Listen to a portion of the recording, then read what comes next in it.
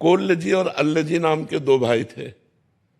उनमें एक बड़े भाई थे, बड़े धर्मात्मा थे, और जो छोटे भाई थे वो बड़े विषयी थे। उनका राजा के पुत्र के साथ मित्रता हुई तो राज परिवार में वो बैठते उठते खाते, उनका सारा खान पान बिल्कुल राजा के पुत्र को वाला, वो जो ऐसे मांस भक्षण करता, शराब पीता, वैसे सब पूरा। और एक था सात्विक वृत्ति से रहना और निरंतर भजन करना। पर वो जो छोटा भाई था वो बड़े भाई के प्रति श्रद्धा विशेष रखता था कि मैं तो नीच हूं, मेरे भैया बहुत अच्छे महात्मा हैं। और वो विरक्त होकर भ्रमण करते हुए एक दिन आए तो प्रणाम किया, तो उसकी दशा देखी, उनका तुम मेरे भाई हो, चलो आज चलते हैं द्वारिकाधीश के दर्शन करने। ये सत्य घटना। वो द्वारिकाधीश के दर्शन करने गए तो उन्होंने स्तोत्र सुनाया, बड़े भाई जो भजनानंदी थे। छोटे भाई से कहा तुम भी सुनाओ, तो सकुचा गए कि हम क्या सुनाए, हम तो विषयी जीव हैं। पर एक पद ब्रज लीला का याद था उनको कहीं से, तो उन्होंने ठाकुर जी को, द्वारिकाधीश को ब्रज लीला का पद सुना। जे ही पद सुनाया तो ठाकुर जी बोले वाह वाह वाह, आवाज आई। उनके भाई के हृदय में जलन हुई कि जीवन हो गया, पद सुनाते हो कभी वाह नहीं बोले, और हम जानते हैं कैसे आचरण का है, और ये वाह बोल दिए।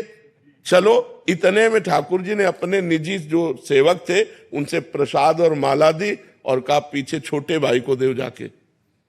वो गए तो उन्होंने कहा कि आपको प्रसाद दिया है। तो उन्होंने कहा भैया को दिया होगा, क्योंकि भजनानंदी त्यागी तपस्वी तो भाई है, हम तो पापी जीव हैं, विषयों में लगे हुए हैं।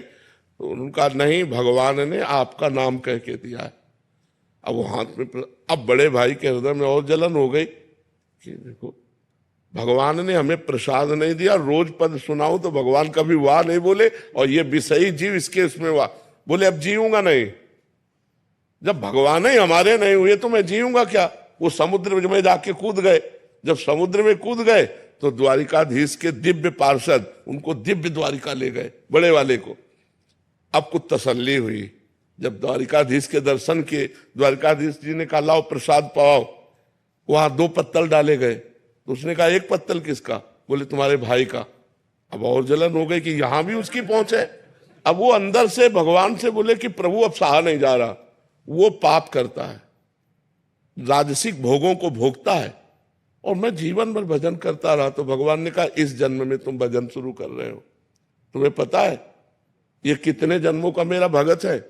ये पीछे जन्म में वैरागी संत था, हृदय से मेरी भक्ति करता था। एक दिन जंगल में रुका हुआ था तो देखा राजा की सवारी रुकी, तो राजा का वैभव देखकर इसको लगा कि यार भोगों में सुख है, तो इसी लालसा ने इसे भगवत प्राप्ति नहीं होने दिया। अब आकर के ये राजपुत्र के साथ भोग भोग रहा है, लेकिन पुराना भजनानंदी हमारा है। तो समझ रहे, तब उनको समझ में आया। तो वर्तमान में यदि हमारी कोई वासना हमें भगवत प्राप्ति से रोक देगी तो अगले जन्म में उस वासना की बहुतायत होगी और भगवान की कृपा होगी और भगवत प्राप्ति होगी। वो छिन्न भिन्न नहीं हो जाएगा, नष्ट नहीं हो जाएगा, क्योंकि भगवान का नाम, जैसे हमने एक बार बोला राधा, अब ये अविनाशी है, अब ये भगवान की बैंक में जमा हो गया। अब हमसे कोई पाप बनेगा तो हमें दंड मिलेगा, लेकिन वो राधा नाम जो जमा है वो हमारा कल्याण कर देगा। इसीलिए सबसे कहते हैं नाम जप करो, भगवान के मार्ग में चलो, इससे तुम्हारा कभी अमंगल होने वाला नहीं। मंगल भवन अमंगल हारी है। हाँ, भगवान मंगल भवन है।